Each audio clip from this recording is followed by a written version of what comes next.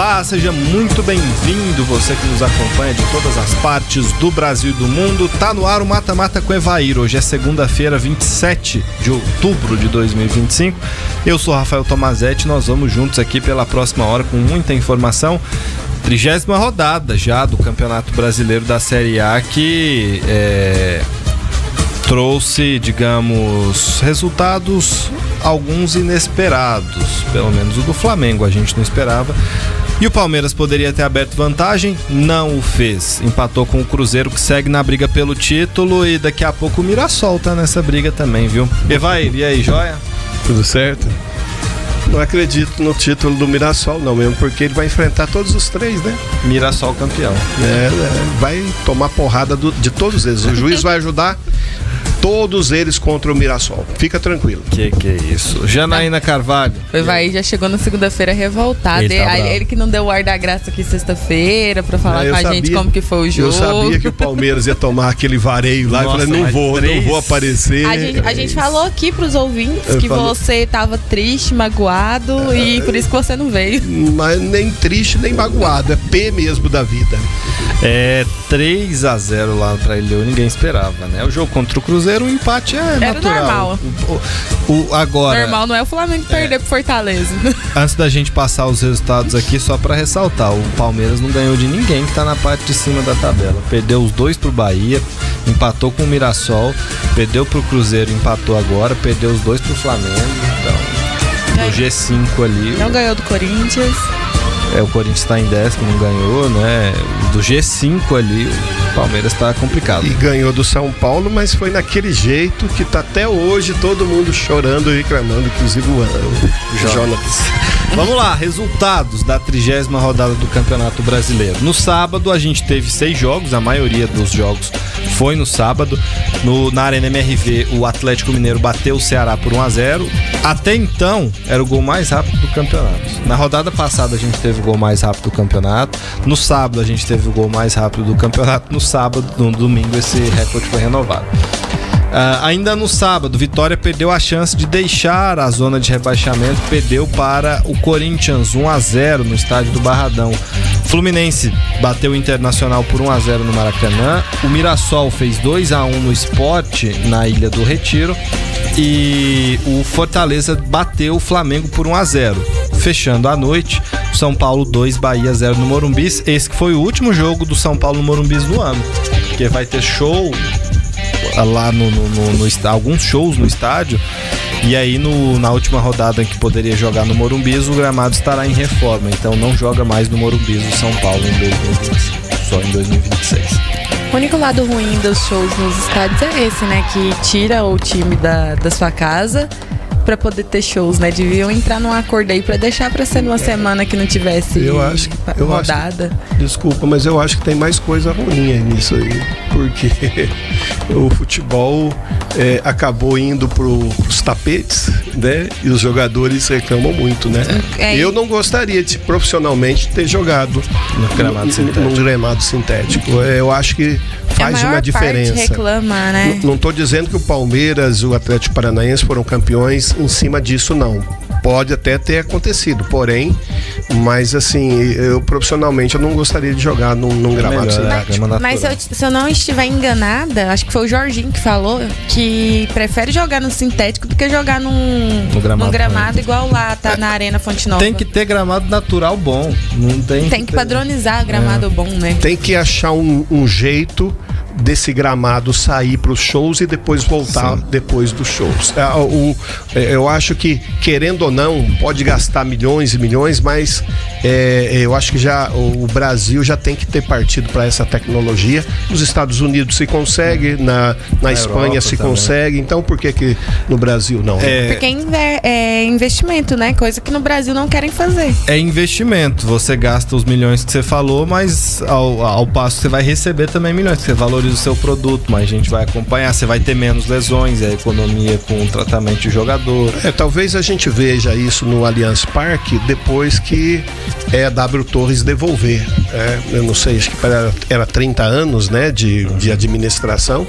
A hora que chegar esse final, talvez possa acontecer algo assim que possa fazer com que retorne e que busque uma solução mais que possa aproveitar as duas situações. Mas é muito tempo, né? Acho que poderiam dar um jeito de entrar em um acordo antes, né? Resultados de domingo: Botafogo 2, Santos 2. O Fogão ficou 2 vezes na frente, mas o Peixe buscou o empate. Grêmio 3, Juventude 1. Vasco, fora de casa, no Cícero de Souza Marques, 3-0 no Red Bull Bragantino. E o Verratti é o terceiro na lista de artilheiros novamente no Brasil hoje, né? Não, no Brasil ele é o no brasileiro. Artilheiro. No brasileiro, sim. E tem ficado no banco, né? Isso, essa é a grande questão. Ele fez tantos gols no começo da temporada que ainda teve gordurinha ali, ó, pra ficar um bom tempo sem marcar gols. E pra fechar a rodada, Palmeiras 0, Cruzeiro 0. O jogo mais esperado e que não foi tão bom assim. Foi horrível. Foi assim, de um lado técnico, tático, agonístico, todos os sentidos, os dois times apresentaram um mau futebol. E fora a arbitragem também, né? Que conseguiu estragar o jogo, fora os erros. Picotou o jogo inteiro. Jogo inteiro e, assim, acabou sendo protagonista mais uma vez, deixou de lado o futebol. Talvez seja esse um dos motivos que esses dois times não apresentaram um bom futebol. O Evair fala de arbitragem ser protagonista porque tem um lance que o Cruzeiro reclama muito, que o árbitro foi até ao VAR rever, após recomendação do árbitro de vídeo, uma entrada do Gustavo Gomes no início da partida, que poderia ter deixado o Palmeiras com um a menos ainda no primeiro tempo, e ele escolheu, na verdade, dar cartão amarelo. O critério que não acontece no futebol brasileiro, né? Porque no domingo foi só um cartão amarelo, no sábado o jogador foi expulso com um lance muito semelhante. Mas era pra vermelho. Não, sim, mas eu falo assim, o critério que não existe, né? Cada árbitro tem o seu e aí onde gera esse tanto de discussão e o árbitro perde o jogo, né? Porque foi lá, deu só um cartão amarelo, parece que depois desse lance desandou o jogo todo. O Cássio deu uma entrevista muito boa, em vez dele só criticar a arbitragem, que é o que todo mundo faz, e dizer que o Cruzeiro não tá melhor no campeonato por conta da arbitragem. Ele escolheu a seguinte frase: a gente precisa se unir para melhorar a arbitragem. E eu dou meus parabéns aqui ao Cássio pela escolha, porque ele, se não tiver união para você melhorar a arbitragem, nada vai sair do lugar. Todo mundo vai reclamar só do erro contra si. Inclusive, ele falou que por diversas vezes ele também já reclamou, né? Ele também assumiu que também já errou, né? E eu acho que esse empurra só piora a situação. Que o clube A, igual a gente vive falando, empurra no clube B e assim vai, todo mundo reclama, todo mundo é prejudicado, todo mundo é ajudado, e aí vira essa patifaria que tá aí a arbitragem brasileira. Chega ao ponto, Evaí, do treinador, o Leonardo Jardim, que chegou ao Cruzeiro no primeiro semestre desse ano, depois da demissão do Fernando Diniz, dizer que por conta dos repetidos erros de arbitragem que ele vê, não é contra o Cruzeiro. No Brasil, ele repensa em ficar aqui, porque o nível é tão baixo que ele não sabe se vale a pena ficar, porque é desgastante. Diz que perde, contamina o jogo. Não, e ele tem razão porque muitos treinadores do Brasil já perderam cargos e já rodaram para todo lado justamente por causa da arbitragem. A arbitragem faz com que um pênalti não seja marcado, o jogador erra o pênalti, o treinador é mandado embora. Então são detalhezinhos que mandam o treinador embora, e ele tem toda a razão, porque é um cara que vem de fora e com certa moral para falar, né? E o nível técnico dessa arbitragem é realmente muito baixo. Há anos e anos se fala dessa maneira, né? E de vez em quando faz uma outra coisinha muito esporádica, mas não resolve.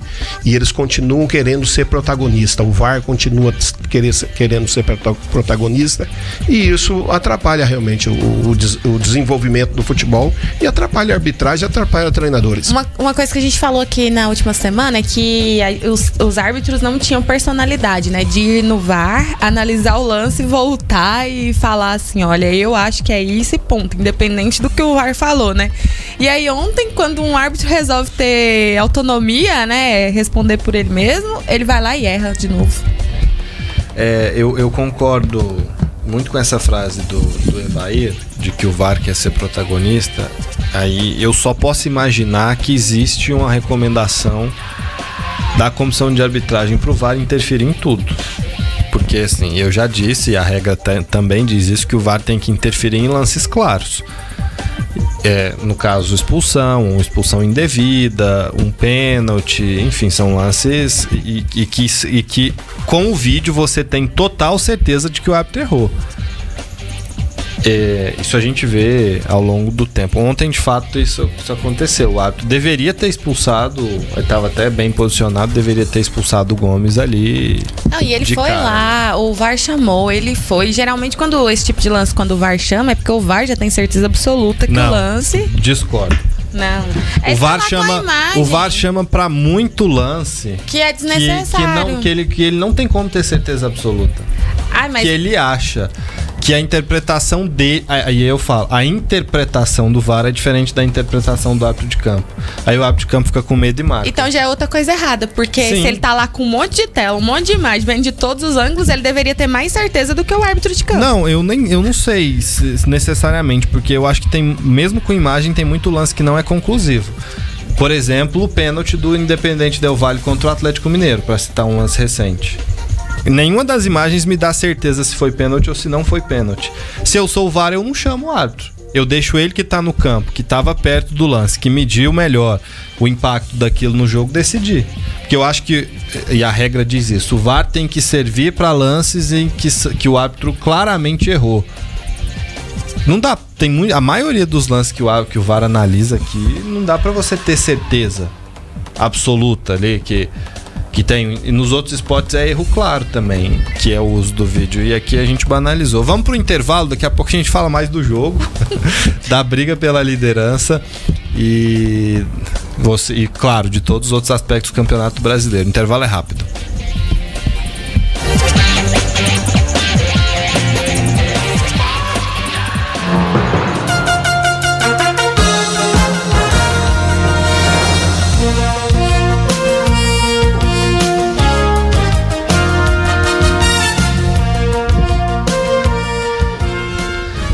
Mata-mata tá de volta. Olha como é que ficou a classificação do Brasileirão. Palmeiras 62, Flamengo 61. O Palmeiras de toda forma ia ficar na liderança porque tem uma vitória a mais. Agora tem um ponto de diferença também. Cruzeiro 57, ou seja, a 5 pontos do Palmeiras e a 4 do Flamengo. Mas tem um jogo a mais. Flamengo e Palmeiras ainda vão jogar. O Flamengo pega o Sport e o Palmeiras pega o Santos. O Santos que só tá aparecendo em jogo grande, né? O Mirassol venceu o Sport, chegou a 55. O Mirassol tá a 7 pontos do Palmeiras, a 6 do Flamengo e a 2 do Cruzeiro. E o Mirassol pega todos esses aí nesses últimos 8 jogos que vai fazer. Será que o Mirassol vai fazer uma gracinha? O Mirassol acho que não pega o Cruzeiro, vou só confirmar aqui. O Cruzeiro acho que já pegou os 2 jogos. Inclusive, falando do Mirassol, ele usou as redes sociais para poder provocar o presidente, do Sport, o Yuri Romão. Isso, que falou que não sabia o que o Mirassol ia fazer na Série A. Só ratificando mesmo, o Mirassol pega o Palmeiras e o Flamengo. Não pega o Cruzeiro. O Cruzeiro já enfrentou. Aí bate esses 2 jogos, eles vacilam em mais alguns. Lá o Mirassol sendo campeão na Série A. Mirassol vai cometer o crime, campeão brasileiro de 2000. O Jonathan falou isso aqui, deve ter uns 2 meses que tava torcendo pro Mirassol ser campeão.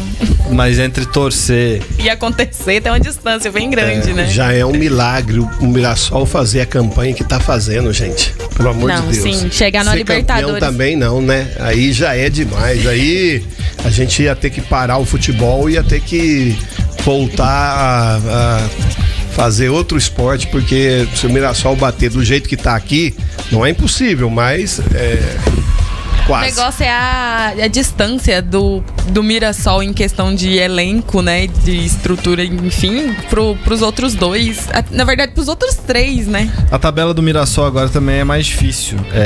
Tem Botafogo em casa, Fluminense fora, Palmeiras em casa, Santos fora, Ceará em casa, Vitória fora, Vasco fora e fecha com Flamengo em casa. Não tem nenhum jogo assim que você vai olhar e vai dizer que o Mirassol é amplo favorito. pode apontar um favoritismo pro Mirassol contra o Botafogo, mas contra o Fluminense é um jogo igual. Contra o Palmeiras, mesmo em Mirassol, o Palmeiras pode ser favorito. Contra o Santos fora também não dá pra você apontar o Mirassol como favorito. Ceará em casa pode ser favorito, mas também é um jogo equilibrado. Vitória fora, se o Vitória ainda estiver brigando, também é um jogo complicado. Vasco tá jogando muito, também é um jogo complicado. E apesar do Vitória não ter conseguido vencer, ainda continua vivo ali pra tentar sair da zona de rebaixamento, né? Então pode levar esse contexto aí até o final, né? Mas a gente, assim, o Mirassol reduziu, mas a gente nem estamos mais no campo da brincadeira aqui, lógico, do que real, mas seria uma grande surpresa se acontecesse. O fato é que a gente imagina uma briga maior entre Palmeiras e Flamengo. Que ninguém tá soltando a mão de ninguém, né? Os dois times estão numa situação assim, o Flamengo entra em campo no sábado, podendo assumir a liderança e colocar pressão no Palmeiras, que pegaria o Cruzeiro. Faz um dos seus piores jogos no ano. Joga muito mal, poderia ter perdido demais pro Fortaleza, perdeu por 1-0. Não, e saiu super barato, com o desempenho que a equipe teve dentro de campo, saiu baratíssimo. Sim. Esse 1-0. E aí o pessoal apontou cansaço, outros fatores que fizeram o time jogar mal, mas eu não sei, né? Tem várias questões aí, mas de fato foi um jogo muito ruim do Flamengo. Sem o Pedro, o Bruno Henrique teve que jogar de 9. Isso foi até justificado pelo Felipe Luiz depois. Que não quer, né? Não quer jogar de 9. Ele não quer, depois ele até retificou a fala. Ele disse que eu falei que prefiro não jogar de 9, mas que houve a interpretação. Mas assim, não pode... Às vezes ele realmente quis dizer isso, porque a gente, no consenso, acho que do país inteiro, que o Bruno Henrique não é muito bom com as entrevistas, né? Ele geralmente fala umas coisas meio... Isso é verdade. Mas o Flamengo jogou com seu time titular. E jogou mal. Que preocupa pro jogo de quarta-feira. Eu não tive a oportunidade de acompanhar o jogo, eu só vi os melhores lances. Me pareceu muito, assim, displicente, né? Principalmente em deixar o Fortaleza puxar tanto contra-ataque da maneira que foi. Assim como a Janaína disse, o Fortaleza poderia ter vencido por mais. E o Fortaleza não tem feito bons jogos. O que impressiona é isso. Sabe, uma dúvida, a gente vai continuar no Palmeiras ou vamos entrar no a gente tá falando dos dois aqui. Ah, tá, porque assim, ó, por exemplo, o lance que saiu, o gol do Fortaleza, era uma bola, que era um lance que poderia ter saído um gol do Flamengo lá na frente. A Arrascaeta foi, segurou a bola, girou, e na hora de dar o passe, deu um passe errado, que saiu o contra-ataque, tomou o gol. E fora inúmeras vezes que o Fortaleza saiu no contra-ataque. E isso é uma dificuldade que tá sendo característica do Flamengo nesses últimos jogos, né? Sofrer nos contra-ataques. Vou falar a tabela dos dois times aqui que ainda brigam pelo título, e pra gente fazer uma comparação. O Palmeiras vai pegar o Juventude fora, próximo final de semana. Lá em Caxias. Em Caxias. Não vai estar frio mais, né? Pelo menos.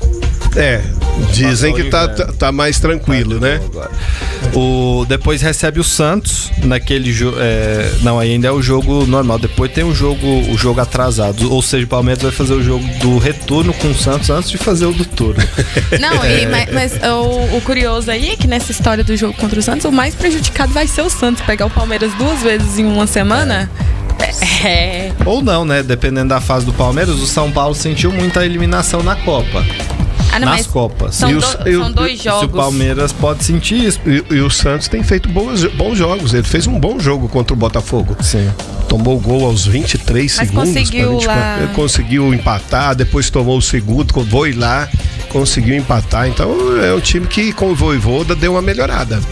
Jogou mal contra o Vitória, mas jogou muito bem contra o Corinthians.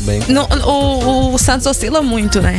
Mas vamos voltar aqui. Palmeiras pega a Juventude fora, o Santos em casa, o Mirassol fora, o Santos na Vila, o Atlético Mineiro em Belo Horizonte, o Fluminense em casa, o Grêmio em Porto Alegre, o Vitória em São Paulo e o Ceará em Fortaleza. Essa é a tabela do Palmeiras até o fim do campeonato. Tem a bendita Libertadores no meio, né? Isso aí é que vai fazer uma diferença pro Palmeiras também. Até mesmo para continuar brigando pelo título. Porque define muito, né? Se o time sente ou não. O Flamengo pega o Sport no próximo sábado.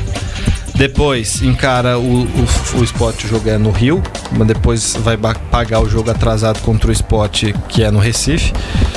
Pega o São Paulo não é no Morumbi, né? É na Vila. O jogo vai ser na Vila. Pega o Santos no Rio, aí pega o Sport no Recife, lá na Arena Pernambuco. A torcida do Sport até protestou muito contra essa mudança. O mando foi vendido ainda é na Grande Recife, em São Lourenço da Mata, mas vai ter mais espaço para flamenguista. Em vez de só 10%, vai ser 30% dos ingressos destinados aos torcedores do Flamengo. Aí tem o Fla-Flu no dia 19. Depois o Flamengo recebe o Red Bull Bragantino, visita o Atlético Mineiro, recebe o Ceará e fecha no interior de São Paulo contra o Mirassol. Essa é a tabela do Flamengo. Eu acho que a do Flamengo estão muito equilibradas essas tabelas. Acho que os dois têm muitos jogos complicados e um ou outro jogo que teoricamente é mais tranquilo. Talvez a do Flamengo esteja um pouquinho mais fácil. Eu vou falar uma coisa que eu falei aqui nos últimos dias. Se algum dos dois sair nessa fase agora da Libertadores, é campeão brasileiro. Porque vai focar lá. Minha opinião. Não sei. Só que se sair os dois, vai continuar essa briga amarrada até o final. Você sabe o que eu acho, Janaína? Que pode acontecer o que aconteceu com o São Paulo. São Paulo foi eliminado das duas Copas de uma vez. Isso abalou muito o time. É lógico que tem a questão das lesões, mas o São Paulo ficou muito abalado. Eu acho que uma eliminação na Libertadores, um campeonato com o qual os dois clubes sonham o tempo todo, pode prejudicar também o desempenho do brasileiro, psicologicamente. Porque a Libertadores é o principal objetivo, sim, né?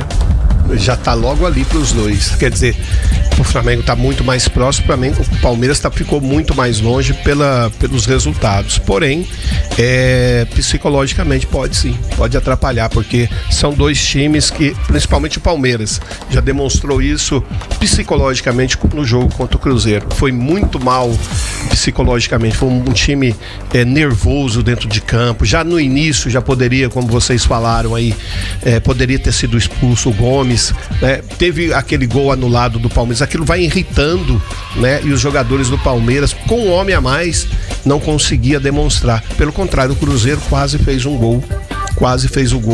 De repente o 10 do Cruzeiro apareceu livre pelo lado do campo lá, sem ninguém saber, porque com um homem a mais você nunca fica ninguém mais livre, né? E o Palmeiras sofre justamente por isso, por esse nervosismo, por essa ansiedade. Eu queria também deixar aqui o Carlos Miguel, né? Ele teve uma boa partida ontem. Excelente. Ele fez boas defesas. Eu acho que isso vai recuperar a confiança dele, né? Porque ele teve 2 jogos, apesar de não ter sido erros dele, mas tomar 6 gols em 2 jogos para qualquer goleiro, isso é o... Ele fez 2 defesas ontem, quase impossível. A última no final do jogo e a cobrança de falta. Aquela cobrança de falta. A cobrança de falta, qualquer outro goleiro teria tomado, né? E ele foi excepcional naquele lance ali. Bom, esses são... E aí pra gente passar os jogos do Cruzeiro aqui também, que tá um pouco mais distante, mas tá na briga também. A diferença maior talvez seja porque o Cruzeiro tem um jogo a mais. O Cruzeiro pega Vitória em casa e visita o Grêmio em Porto Alegre. Em Belo Horizonte encara o Fluminense, depois visita o Juventude em Caxias, recebe o Corinthians no Mineirão, vai a Fortaleza para encarar o Ceará, recebe o Botafogo, visita o Santos, recebe o Corinthians e é isso. O Corinthians aqui já é Copa do Brasil, fecha contra o Santos. Então, Vitória, Grêmio, Fluminense, Juventude, Corinthians, Ceará, Botafogo e Santos. Essa é a tabela do Cruzeiro até o final do Campeonato Brasileiro. O problema do Cruzeiro é que perde muitos pontos bestas contra times lá embaixo, e ainda pega muitos desses times que estão lá embaixo, Vitória, Juventude, o Ceará, o Santos, tal. Não consegue ter uma sequência melhor de resultados, né? Exato. Vamos para mais um intervalo. Daqui a pouco a gente volta com mais informação do Brasileirão para você. Brigas por Libertadores e contra o rebaixamento.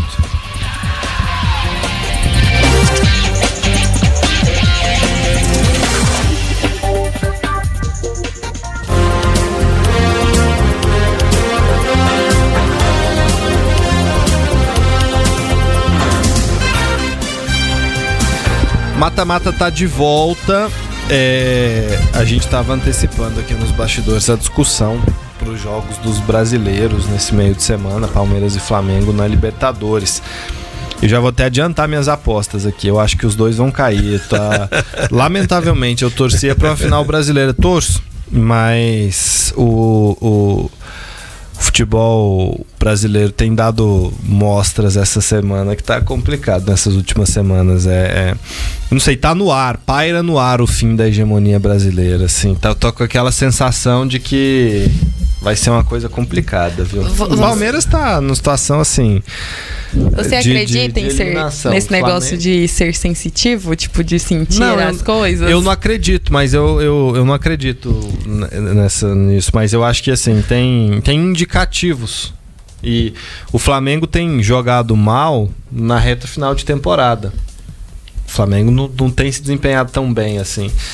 E o Palmeiras, o Evaí disse, além de ter perdido por 3-0 lá, que aí é um fato concreto, o Palmeiras perdeu por 3-0 lá, mostrou muito nervosismo no jogo logo depois, mostrou uma irritação. Mas o negócio é porque o Palmeiras veio de 2 derrotas, né?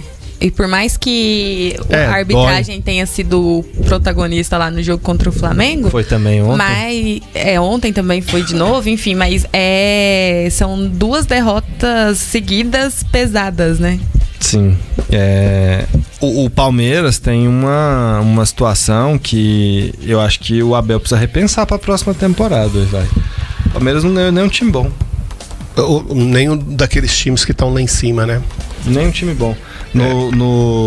Você pode pegar, perdeu, eu vou repetir aqui, perdeu as 2 pro Flamengo, perdeu uma pro Cruzeiro, empatou ontem.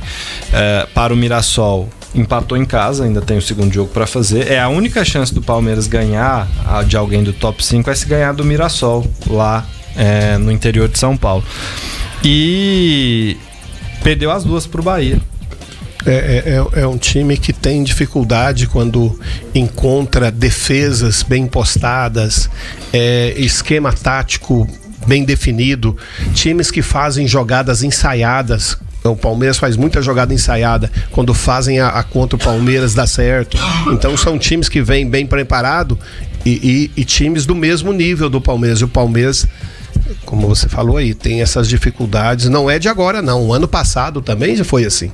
O ano passado o Palmeiras também não tinha essa capacidade de bater nos mais fortes. Por isso perdeu o campeonato. E esse ano também.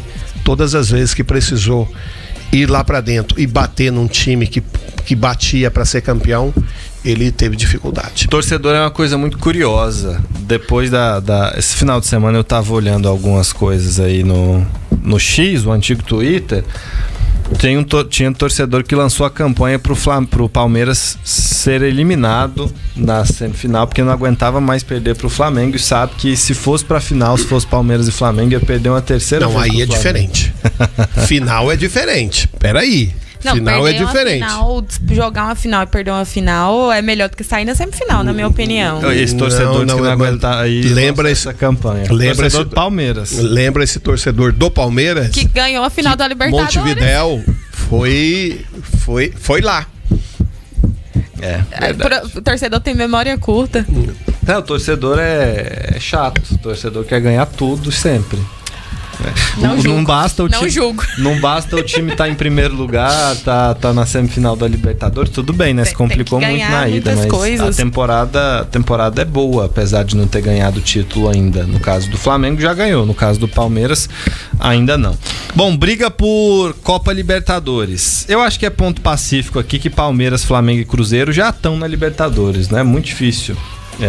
Não perdem. Não vão perder a vaga. O Cruzeiro precisa de 2 vitórias aí pra ficar no G4. O Bahia tem 49, o Cruzeiro tem 57. É muita distância. 8 pontos pra você tirar em 8 jogos. Quem se deu muito bem nessa rodada foi o Mirassol, porque todo mundo que tava perto dele tropeçou. O Palmeiras tropeçou, o Flamengo tropeçou, o Cruzeiro tropeçou, o Bahia perdeu e o Botafogo empatou. Então, o Mirassol abriu vantagem para Bahia e Botafogo e reduziu a vantagem de Cruzeiro, Flamengo e Palmeiras. O Mirassol. Nós vamos ter que comprar ingresso para lá, para Mirassol, então vamos ver Libertadores. Vamos ver Libertadores. Boca Juniors e Mirassol. E já pensou? O Boca tá com risco de não se classificar. Pode ser que vão ter que encontrar jogo mais... Eu tô falando assim, aqueles grandes da Argentina, né? Imagina só. Mas o Boca tem chance, né? Imagina só um Boca e Mirassol, um River e Mirassol. O que é mais curioso é que é a primeira vez, né, do Mirassol na Série A primeira e já vez. Faz uma campanha tão consistente, né? Assim, o que faz dinheiro é gente. Mirassol é uma cidade de 80 mil habitantes. 80 mil habitantes. No estádio, cabe 20% da população. 2 a cada 10 pessoas pode estar no estádio da cidade. Então, assim, é uma cidade pequena, mas muito valente. O Bahia perdeu para o São Paulo, tá com 49, perdeu contato. Mirassol agora abriu 6 pontos, ou seja, o Bahia precisa de 2 rodadas para tirar essa vantagem do Mirassol. E aí vamos lembrar, precisa ganhar 2 jogos e o Mirassol perder 2 jogos. O Botafogo tá a 8 pontos do Mirassol. Aí o Botafogo precisa de 3 rodadas para passar o Mirassol. 3. Fluminense, que ganhou seu jogo do Inter, poderia ter goleado o Colorado, tá com 44, tá com um jogo a menos. Pode ter a pontuação do Botafogo se vencer esse jogo a menos que tem, que inclusive é nesse final de semana agora, nesse meio de semana agora, né? Acho que é contra o Ceará. Fluminense e Ceará se enfrentam nesse meio de semana. Se o tricolor das Laranjeiras vencer, vai passar, o Botafogo vai entrar no G6. E o Fluminense, pra mim, tá com muito mais cara de que vai terminar no G6 do que o Botafogo. Se eu fosse apostar hoje, eu apostaria que o Fluminense vai ficar à frente do Botafogo. Só que se eu fosse apostar em todos esses aí, eu ainda acho que o Vasco termina à frente dos dois. O Vasco tá muito bem. O Vasco embalou, né? E o trabalho do Fernando Diniz deu muito certo no Vasco, coisa que ninguém imaginava. A gente vai ver, o Mirassol e o Vasco na Libertadores. Pode anotar o que eu tô falando, quando for lá em dezembro você me cobra. Mirassol e Vasco? O Mirassol tá bem pro. O Vasco é muito difícil, hein? Não, o Vasco pode contar com o seguinte. Eu não, tô dizendo assim, é difícil lá no G4, né? Mas aqui embaixo, aqui pra brigar aqui ele tem chance. Porque olha só, eu não acredito tanto assim mais num título brasileiro na Libertadores. Mas se o Flamengo ou o Palmeiras for campeão, se um dos dois for campeão, abre mais uma vaga, vai pra G7. 5. Vira G7. O Vasco tá na briga pelo título da Copa do Brasil, que por si só dá uma vaga na Libertadores. E o Vasco dominou o Fluminense no jogo que eles fizeram. Ou seja, o Vasco tem boas chances de ir pra final. São clássicos, 2 clássicos, tá aberto. Não dá pra você cravar quem vai. O Vasco hoje não é um time muito pior que o Cruzeiro, que o Corinthians, não. Não. Melhor que o Corinthians. Não, pelo contrário. O Vasco, depois que contratou, quando o miolo de zaga do Vasco chegou, foi consertado ali, o Vasco mudou de uma maneira extraordinária e o time começou, né, a engrenar. Não só... lógico, não só lá atrás, mas também revelou jogador, o Verratti é artilheiro, vai pro banco, mesmo assim, né, o Vasco ainda continua sendo protagonizando algumas coisas que a gente não esperava esse ano, né? Mas a defesa que organizou, né, e também muito mérito do Ryan, descoberto ali do Diniz, né? E vamos que perca a Copa do Brasil.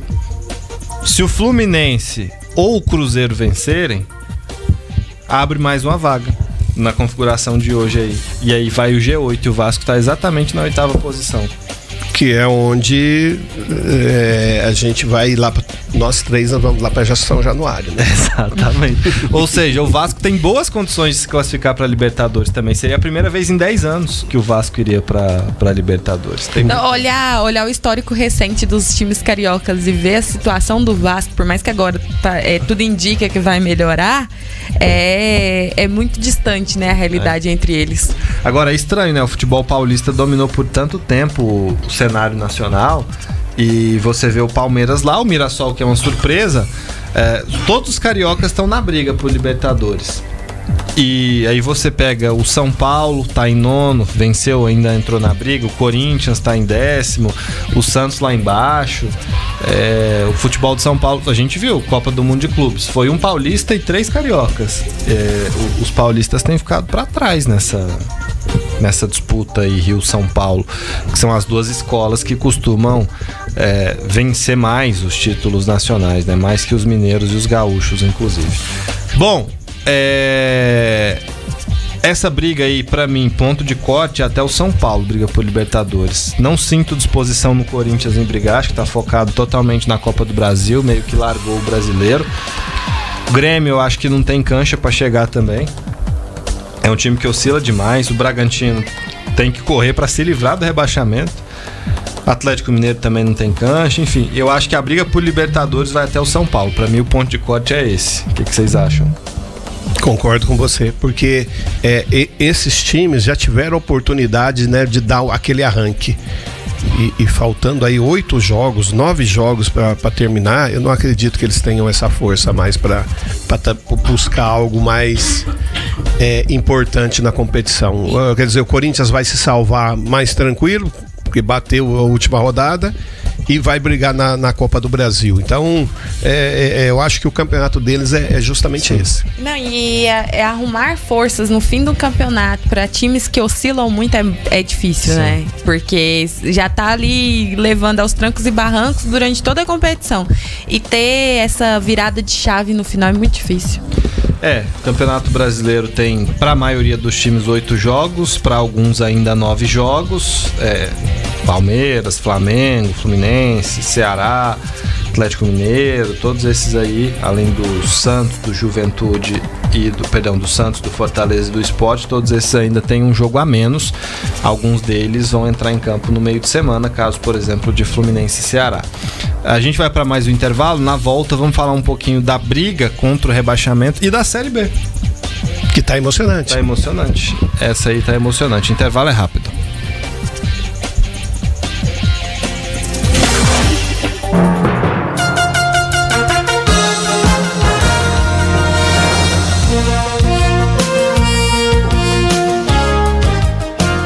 O mata-mata tá de volta. Vamos falar de briga contra a queda no Campeonato Brasileiro. O Vitória teve a faca e o queijo ali para sair da zona de rebaixamento. O Corinthians meio desinteressado, o estádio lotado, o time embalado por 2 vitórias, uma delas contra o Santos, principal adversário direto hoje do Leão da Barra na briga contra a queda. Tivesse empatado, teria dormido fora do Z4. Depois, com o empate entre Santos e Botafogo, o Leão voltaria para a zona de rebaixamentos, né? Se assim acontecesse. Mas perdeu. Foi um jogo, foi assim, muita gente que eu vi comentar descreveu esse jogo como uma guerra de foice ali, uma briga de foice, porque foi um jogo doído de ver os dois times meio ruins, mas tanto Vitória quanto Corinthians criaram boas chances. O Yuri Alberto perdeu um gol, virou meme. Chegou. Eu vi. Não, eu vi. Ele primeiro aquele... A sorte é que tava impedido. Tava impedido aquele lance? Menos mal. Ele não vai ter que explicar, mas, gente, como que um cara que é centroavante me faz uma obra de arte artilheiro do time. Aham. Não tem lógica, não tem explicação. Primeiro aquela cobrança de pênalti maravilhosa que virou meme. Agora esse gol que ele perde, que ficou estampado em todas as páginas das redes sociais. E ele não tem uma justificativa para tamanha Temos obra, justificativa, né? Para ele não ser convocado para a seleção. Isso temos. Vocês criticam o Richarlison, mas o Richarlison não ia dar esse chute aí, não. Vocês criticam? A Janaína. Não, eu também não gosto do futebol do Richarlison. Não posso negar, mas... Olha, não... O único que defende o Richarlison nesse programa é o Tomazé. É verdade. Ele tá defendendo o Yuri Alberto também, não? Não, tô não. Não dá pra... Não, o Yuri Alberto não dá. Ali não, sem defesa, né? Porque aquele pênalti e o gol errado ali, pelo amor de Deus, cara. Pro centroavante, que sabe que saiu na frente do goleiro, que não precisa ter mais pressa, porque ele já passou pelo goleiro, é só acertar o gol. Não, mas ele imaginou que um zagueiro ia entrar na frente, teve que tocar pra trás. Não, teve um lance do Eduardo Sacha ontem também contra o Vasco, eu não sei se vocês viram. No início do jogo, tava 0-0.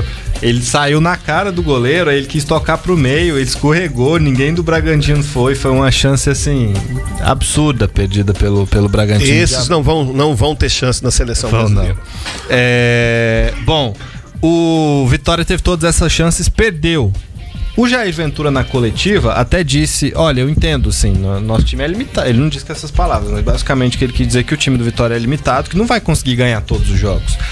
E por mais que tivesse sido uma chance boa, ele tá confiante ainda de que o time vai escapar do rebaixamento. Até porque tem um time aqui que tá pedindo muito pra cair, né?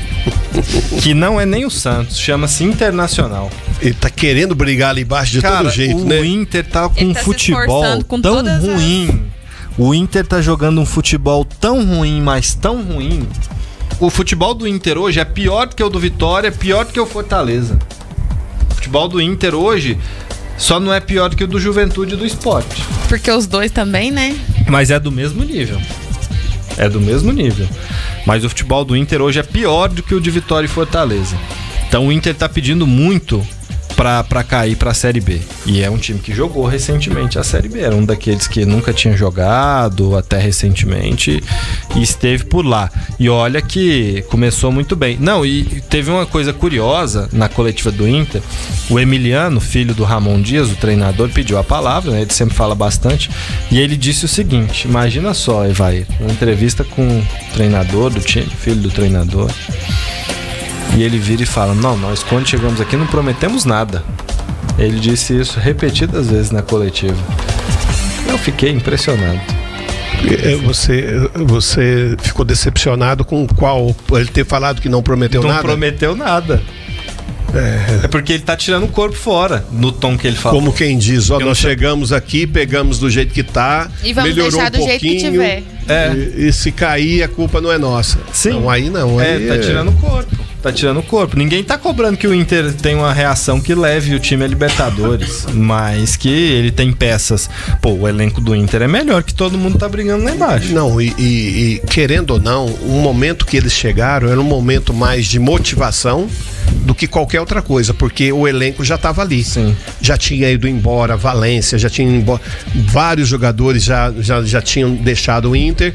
Então, a parte tática e a parte psicológica são deles.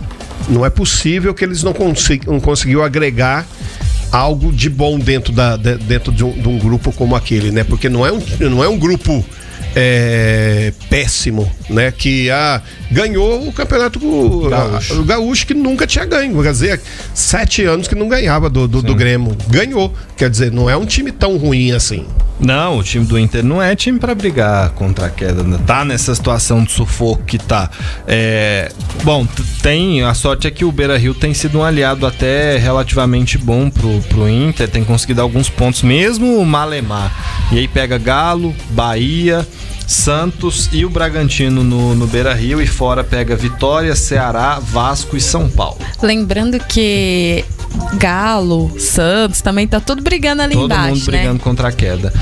E o Fortaleza tem um jogo a menos, o Evair lembrava aqui, se ganhar esse jogo que tem a menos, e o próximo confronto é contra o Santos, na segunda-feira, dia 3 de novembro, o Fortaleza... Rapaz, aí embola essa briga assim. Com 29 jogos, né? Lembrando que ele tem um jogo a menos que eles, né? Sim. E aí eu vou ter que calar minha boca, porque pra mim, eu já disse aqui que pra mim o Fortaleza já foi, né? E aí se conseguir uma recuperação seria extremamente surpreendente. Bom, vamos falar um pouquinho de Série B. Não concluímos a 34ª rodada, hoje tem mais jogos, os últimos que fecham essa 34ª rodada, mas para a maioria dos times, Evair e Janaína, faltam 4 jogos e não se tem definição de quase nada. A gente sabe que o Coritiba está muito perto de subir, venceu o Volta Redonda por 1-0 fora de casa, no sábado chegou aos 60 pontos, manteve-se na liderança, vai ficar pelo menos até a 35ª rodada, porque tem um jogo a mais que o Remo. Mesmo se perder e o Remo ganhar, o Coritiba vai ser líder a 3 jogos do fim. E tá uma vitória. A única coisa que eu tenho certeza é que o Remo também conseguiu uma reação espetacular, né? O Guto Ferreira ganhou todos os jogos que ele fez com o Remo. Depois que demitiram o Antônio Oliveira e trouxeram o Guto Ferreira, ele ganhou todos os jogos com o Remo. O Remo é o vice-líder agora, Evair. Ganhou do Cuiabá em Mato Grosso, 3-1, 57 pontos. E olha só, o Goiás, primeira vez na história do Clube Esmeraldino. Goiás já foi terceiro colocado do Campeonato Brasileiro, com um dia em artilheiro. O Criciúma já rebaixado, foi jogar em Criciúma, tomou de 6. Goiás em grandes fases, com grandes times, ganhava de times gigantescos fora de casa e em Criciúma e perdia. 16 partidas que o Goiás jogou ao longo da história no Heriberto Rios, nunca tinha ganho nenhuma. Aí talvez no pior momento do time na temporada. Com certeza, foi um dos piores momentos do Goiás. Sim. Porque ele era para estar líder da competição já há algum tempo. Já era para Goiás e Coritiba terem subido. Perdeu várias partidas dentro de casa. Muda o treinador, perde quando extrai o treinador dentro da sua casa e vai lá fora e bate um jogo desse. Quer dizer, volta a sonhar ainda, né? Apesar de todas as situações que você falou aí. Jogou, o que anima é que jogou bem. Eu assisti esse jogo Goiás e Criciúma, e aí até eu falei de questão de arbitragem. Esse jogo teve uma coisa importante. Teve um lance, eu não sei se algum de vocês viu. Eu vi, final do jogo? Foi mais pro final do jogo. Um lance que o Jonathan Robert, o 10 do Criciúma, vai chutar, e aí tem um choque, tem até um braço ali do zagueiro do Goiás que dá uma deslocadinha. Dentro de campo, o árbitro considerou que não foi pênalti. O VAR chamou. Eu, se fosse o VAR, não chamaria, porque um árbitro vai considerar pênalti, outro árbitro vai considerar que foi um lance de jogo. E aí, cada um vai ter uma opinião. Não é um lance conclusivo. O VAR chamou o árbitro, manteve a decisão. Ele viu e não deu pênalti pro Criciúma. Ele foi até o VAR? Foi até o VAR e não deu pênalti pro Criciúma. Eu vi esse lance. Pois eu não sabia que o VAR tinha chamado. Chamou. Ele foi e manteve a decisão de campo. O que eu acho? Tem gente que vai... Aquele lance, tem gente que vai dizer que foi pênalti e tem gente que vai dizer que não foi pênalti. E as duas interpretações estão dentro do... E aí, se o árbitro lá em campo, que ele tá medindo, ele tava perto do lance, considera que não foi, acho ruim o VAR chamar em qualquer lance que seja, assim, desse nível, que é o que eu falei no início do programa. Bom, o Novo Horizontino perdeu a chance de ser vice-líder do campeonato e de somar mais 2 pontos. Empatou em casa com o Botafogo de Ribeirão Preto, que briga contra o rebaixamento. Chance importante, desperdiçou o Novo Horizontino. Por hora está no G4, mas pode sair hoje se a Chapecoense vencer o Operário de Ponta Grossa. Na verdade, o empate da Chapecoense já tira o Novo Horizontino do G4 hoje. O Criciúma, que perdeu para o Goiás, está com 54 pontos. O CRB ainda sonha, mas muito complicado para o CRB ter que ganhar todos os jogos, todos os 4 que restam para subir. Está com 51, ganhou do Atlético Goianiense com um pênalti no fim do jogo, de virada, 2-1 lá em Alagoas. O Atlético Paranaense fecha a rodada hoje contra o Amazonas, e esse jogo é de vida ou morte para os dois, porque o Amazonas, se não ganhar, vai cair. E o Atlético Paranaense, se não ganhar, olha, 5 pontos ou até mais, né? Não, 5 pontos. Todo jeito, se a Chapecoense ganhar, o Goiás ficar 5 pontos. 5 pontos, faltando 4 rodadas. Geralmente os times sobem com 63. O Atlético só chegaria a 62 se não vencer esse jogo. Então, o Atlético até 62 já subiu, né? Já. Mas o normal ali é 63, 64. Mas pode ser que suba com 62. Mas menos que isso nunca aconteceu. O Curitiba 60, só mais uma vitória. Uma vitória. O Remo, 2 vitórias. Tem 57. O Goiás, 2 vitórias. O Goiás, 2 vitórias e um empate. Então, Novo Horizontino, 55, mesma coisa do Goiás. Então, a competição ficou emocionante na hora certa, né? Tanto lá embaixo como aqui em cima. E lá embaixo, o Paysandu não vai ser rebaixado nessa rodada, provavelmente será na próxima. Pode chegar a 39 pontos, pontuação que a Ferroviária já tem. E o Atlético, que é o primeiro time fora da zona de rebaixamento, tem 37. Se o Paysandu perder o próximo jogo, independente dos resultados, ele estará matematicamente rebaixado. E aí, pro Amazonas, é jogo de vida ou morte hoje, como eu disse, contra o Atlético. Tem a chance de ficar 2 pontos do Atlético. Volta Redonda, difícil a situação. Botafogo de Ribeirão Preto está 2 pontos do Atlético ainda vivo. Essa é a situação da Série B. E chegou a hora de nós irmos embora. E vai, tchau pra você, até amanhã. Até amanhã. Janaína, tchau, até amanhã. Tchau, até amanhã. Gente, obrigado pela companhia, pelo carinho da audiência. Amanhã a gente tá de volta aqui com mais Mata Mata.